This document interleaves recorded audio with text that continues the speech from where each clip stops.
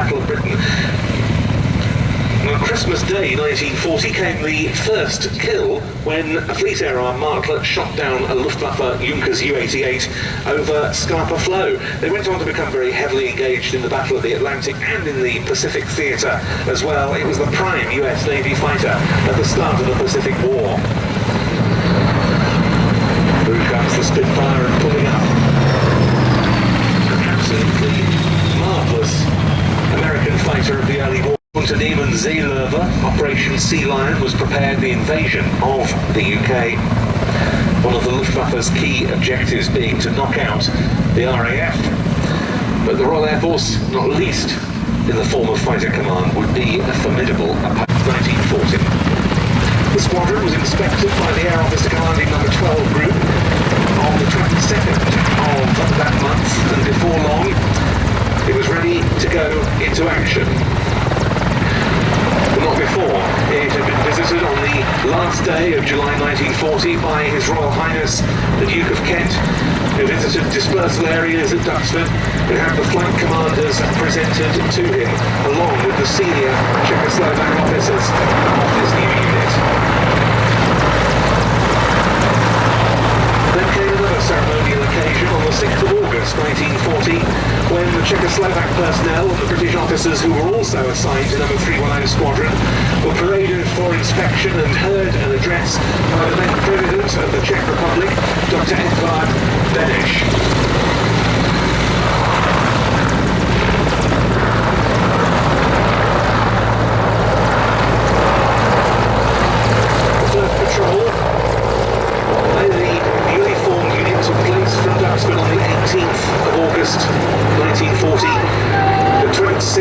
That evening, a large number of German aircraft were engaged in bombing objectives in the area of the Thames estuary. The squadron was ordered off to patrol the area around North Weald in Essex below the Cloud base. They landed back having not sighted the enemy, but their time would soon come. No. 310 Squadron, the first of the Czechoslovak manned units to form as part of RAF Fighter Command. No. 312 Squadron was the second. It formed up again here at Duxford with Hurricanes on the 29th of August 1940. And both SH.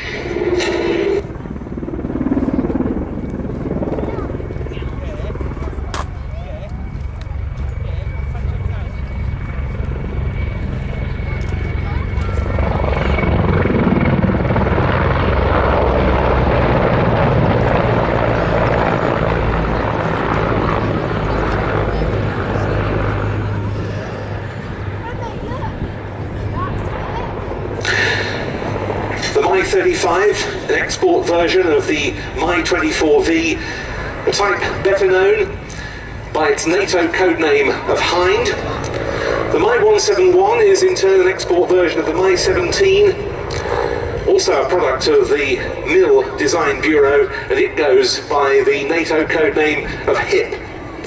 And together, these two types in different versions have been mainstays of first the Czechoslovak, and since the country was split into the Czech Republic and Slovakia, the Czech Air Force for many decades.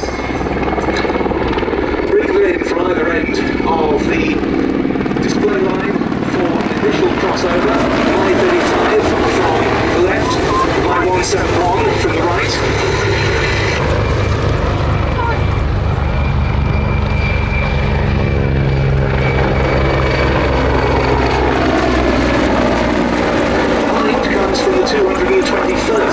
Helicopter Squadron, the HIP from the 222nd, both of them stationed at Náměšť nad Oslavou in the Czech Republic. Connection. This is the first time that we've ever seen Warsaw Pact era combat types in action at the Duxford Air Display in service with the military air army.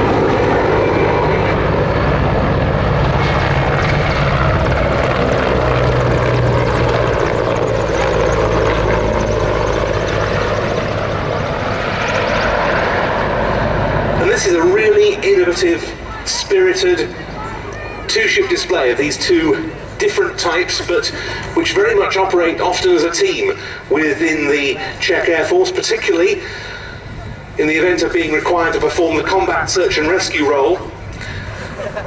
With the HIP, this very rugged, dependable utility transport helicopter, effecting the rescue of a downed airman from hostile territory, and top cover being provided for such operations by the Hind. Now they come into the hover at the display centre point for the carousel part of their display, rotating at 360 degrees, head on to one another.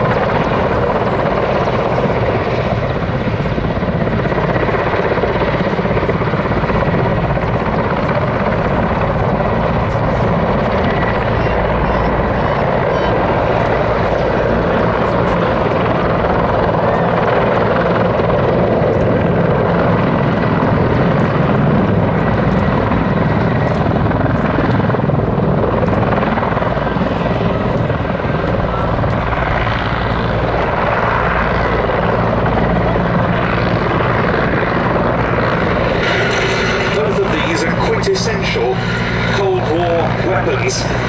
Behind, reversing away down towards the western end of the airfield, with the support of a Warsaw Pact armed advance across the North German plain into the rest of the west of Europe. The Cold War turned hotter than thankfully it ever became, and they would have been supported in the assault transport role by the HIP. And as the HIP rotates at display centre, we see the crew flying the Union flag from the open rear loading ramp in their salute to you.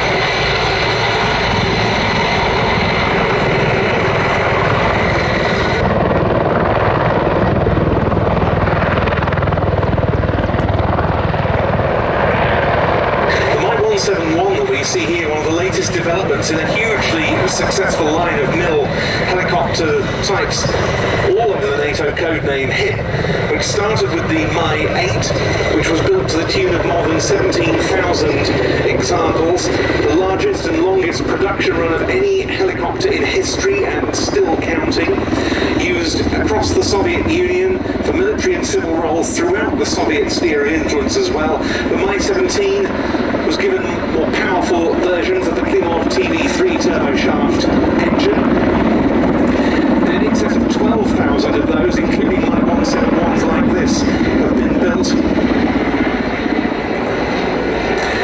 Czechoslovakia flew both the 8 and the 17. The Czech Air Force now operates with Hinds and HIPs operating together as part of the NATO alliance was unthinkable. With the end of the Iron Curtain, it became very much a reality, and of course the Czech Republic has been a member nation of NATO since 1999. And this Mi-171 now heading back into the airfield from the left. The state-of-the-art clamshell doors.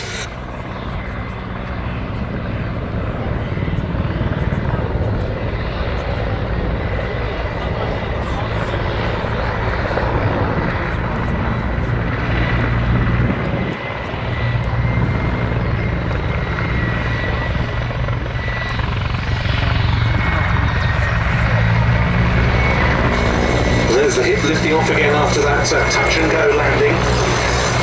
Type able to carry 24 fully equipped troops. Under that fuselage can be carried an underslung load of around 3,000 kilos. There's a winch in the right hand door which can lift up to 300 kilos, and another one on the left for a 170 kilo load. They can also mount machine guns in the open doors. Some of the fleet are assigned to rescue missions. They can also perform firefighting duties with a so-called Bambi bucket underslung. And as I said, they also form a very potent combat search and rescue team with the Hind fleet. The Czechs are due to keep their hips of the latest type in service until around the year 2035, with further upgrades in process by the domestic manufacturer Lom Praha. In for a break.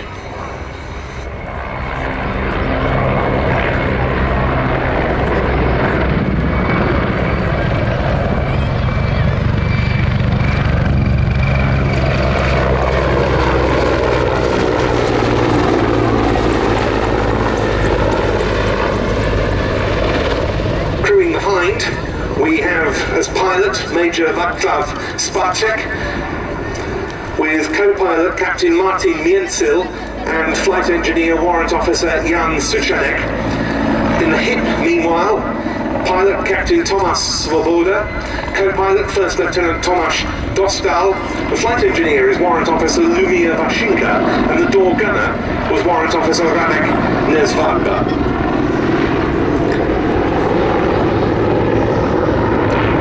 We'll be seeing the Hind in action again as a solo act towards the end of today's display, but now the two coming in for landing, and really some historic moments over IWM Duxford. I've wanted to see these two shapes over this skyline for so many years, and I'm delighted that it's finally proved possible this year.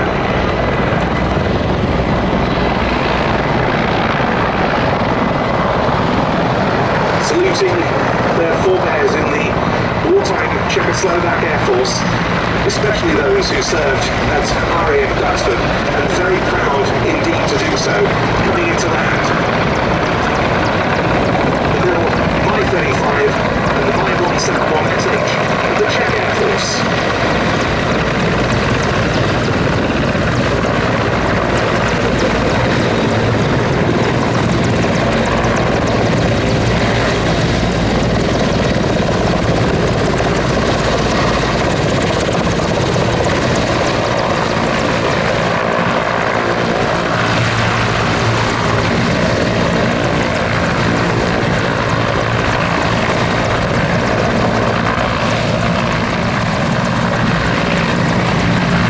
Total, nearly 90 Czechoslovak pilots were recorded as having taken part in the Battle of Britain, not least those of numbers 310 and 312 squadrons that formed up at Duxford.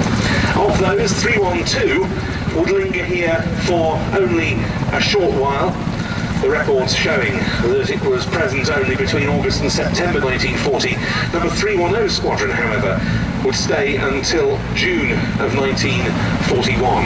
And incidentally, just to the left of the control tower is a Spitfire that very tangibly links past and present the Mark 5C of the Shuttleworth collection. It appears in the markings of number 312 Squadron from slightly later in World War II, but it also served with number 310 Squadron prior to that. These are the two units that formed up at Duxford in 1940 and went on to remain part of Fighter Command through the rest of World War II.